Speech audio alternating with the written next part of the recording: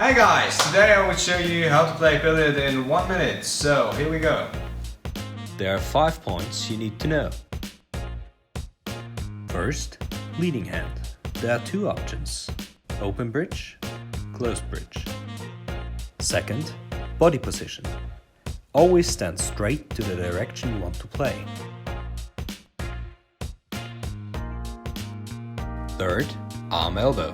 Hold the cue in a 90-degree angle that allows you to have the same space forward and backward.